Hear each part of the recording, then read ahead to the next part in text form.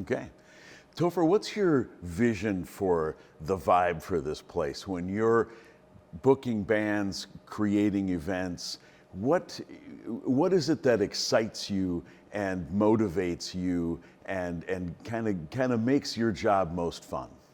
Well, what I like a lot about the space, the Bur Oak, is how versatile it is and how we can present genres of artists from, well, all different genres of artists, from national acts to local acts, and it all seems to work here. And we can do seated shows for singer-songwriters. We can do standing room shows for indie rock bands. We can present local artists. We can present national acts, and it all just kind of blends together and is very cohesive and works. And I think that's why the community, both the music community locally and fans of artists, have really supported us and keep coming out to shows. You got voted this year, this venue did, as the best music venue by the Madison Area Music Awards. And I'm just wondering how that felt to you. That must be a little bit of a source of pride for you, I would imagine. Hang on a second, I'll try this over here. Okay, go ahead. Yeah, the Bur Oak was presented 2 years in a row as the best music venue in Madison by the Mamas. We're very proud of that, and I think that kind of shows what we're doing is working and people are responding to that. It's definitely an honor to be recognized by the local community more than by a national community, just to say we are contributing to the music ecosystem in Madison positively, and we want to continue to do that. Are there ever artists that want to do a show here who you feel are particularly well suited to the Bur Oak and maybe others that are not? Or do you just go by, what do you think my audience will show up for? How do you make those decisions? I think the room is particularly well suited for acoustic acts and seated shows, at least on the national level, and we've kind of carved a niche out with the singer-songwriters that travel around the Midwest and nationally. We can do 130 seats. It's a very intimate show, but it still allows you to book a national artist and pay them what they need to be paid, and it really creates a really great ambiance for the fan, for the patron that's coming in. It's really kind of a special experience. We're not a fixed seat theater. We're a small club, and I think it works really well for those type of shows. Tell me your favorite Bur Oak story, if you have one. Something that you thought just maybe worked really well, Sure. or just an evening that you thought was just like totally in the zone for what you want to do. And we've done Stephen Kellogg a few times, and he's a nationally touring singer-songwriter from the Northeast, and he came out and he did a set on the stage. At the time we had a piano on the stage, and he decided, just kind of spur of the moment, just to sit down at the piano and invited people up on the stage to sing with him, and then he came out later on for the encore and did his encore in the middle of the room, and that was really cool, like to have that kind of interactive experience with the patrons and the fans, with the artist being like amongst everyone. It was a really special night. Everyone walked out kind of with their minds blown, like, wow, this was so cool. I didn't imagine it was going to be this good, and it was. And I think you can only do that in a small room, that isn't a theater. You couldn't walk out into the middle of the theater because the seats are stuck in the floor. Like, you can do that here, and I think that's what makes it so special. I'm going to have you answer that one again, but your shirt has closed itself up, so I'm going to My address shirt? it. Okay. I don't know if I'm going to have the same answer, but I'll do my best. That's a good story you'll remember.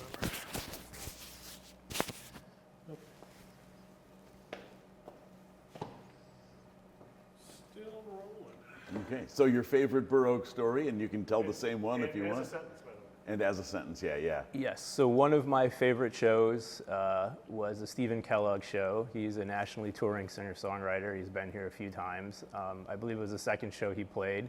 He came in, and at the end of his set, we had a piano on the stage at the time, and he decided just to play a piano song, which he normally doesn't do, and he invited up some people from the audience to sing with him, like next to the piano, like you're in his living room, and that was a really cool experience. And then he kind of topped it off with the encore. He walked out into the middle of the audience with his guitar and just did 2 songs, acoustic, like with no amplification, in the middle of everybody as they were sitting.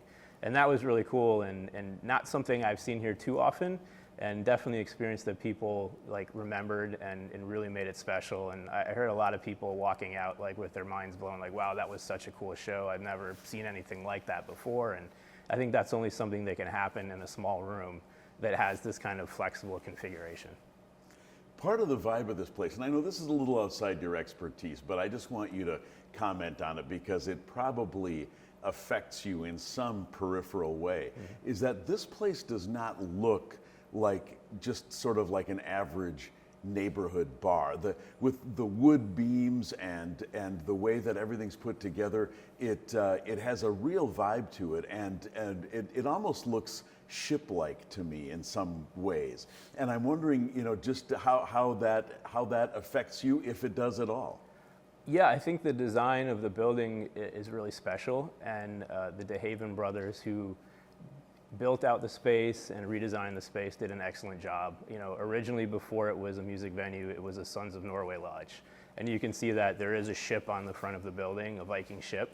And I think they kind of took a little bit of that history and paid homage to it when they redesigned the space with the wood and the open barrel ceiling, and made it a really special small room. There's a lot of love that went into building this space out.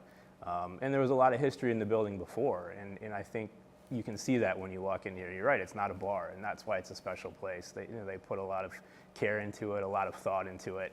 And there's history in this building, and for me personally, knowing that it was the Sons of Norway building is kind of special. I've been a member of the Sons of Norway since I was in high school, and it's kind of full circle for me in the music business to have a building that has that kind of history. And so I don't know, we can maybe add that if you want, but that makes it extra special for me to actually own a space, put music in it, and then have that lineage too. So that is really, I did not know that about the Sons of Norway. Yeah. I don't know that we would use this, but what Right. is the Sons? What is the Sons of Norway? Sons of Norway is an organization that was started by Norwegian immigrants, and I can't tell you exactly when. I think it was over 100 years ago, to just kind of, I think, keep traditions alive as they immigrated to the States. And they'd create these lodges and places for people to come together and congregate and, tell stories and, do crafts and have meals and just kind of, have a community space to come together. So this was the one for this part of Madison for a long time. Fraternal organization. There you go, fraternal organization. Yeah. Cool. Yeah. All right. Is there anything that you want to say about the space, the artists, the patrons, that maybe so far I haven't asked the right question for? What? Yeah, I think the space is unique, and we touched on it a little bit in that we book a lot of local acts, and that's a big part of what we're trying to do is support the local music scene. And what makes the venue special is that's not all we do. We also book national acts. So if you're a local band and you come in and you play the stage, you could say, I play a stage where lots of great national acts play too, and it's not just a dive bar where you can just grab your garage band and go play. Like, this is a place where if you want to be a serious act in Madison, you want to play here. This gives you legitimacy, and I think that's what we're trying to do. Is there a balance that you strive for between touring acts and local acts, or does it just fall? Yeah, I mean, there's not like a percentage mix. I like to kind of have it pretty even. You look at the schedule, I think you're pretty half and half, you're close in terms of what we do locally versus what we do nationally. And I think that's a good mix. So. Yeah, how does this place fit in with the Madison music community and the other venues and the whole vibe? It's a hard question to answer. How does it fit in? Well, okay, so the Bur Oak is 130 capacity. I think in terms of how that fits in with the kind of music landscape it's a good starting point for a band, but it's not the beginning point. So you probably, if you're a local band, have played some other places, and when you start building a little bit of a following and an audience, like, this is a place you want to play. And once you get here, if you're able to sell it out, then you kind of grow into larger venues. So while we're not the beginning spot, we are at the beginning of the process. And I think we help kind of, like I said earlier, give bands legitimacy and kind of help them grow and show the community that, look, I played the Bur Oak and I sold X amount of tickets. Like, I'm kind of, we're for real now. Let's see where we can go. Cool. All right. I'm happy. Good deal. Cool. Thanks. All I right. think we're done Clap one more time. torturing you. Thank you. All right. Yay. Thank you, everybody. Cool.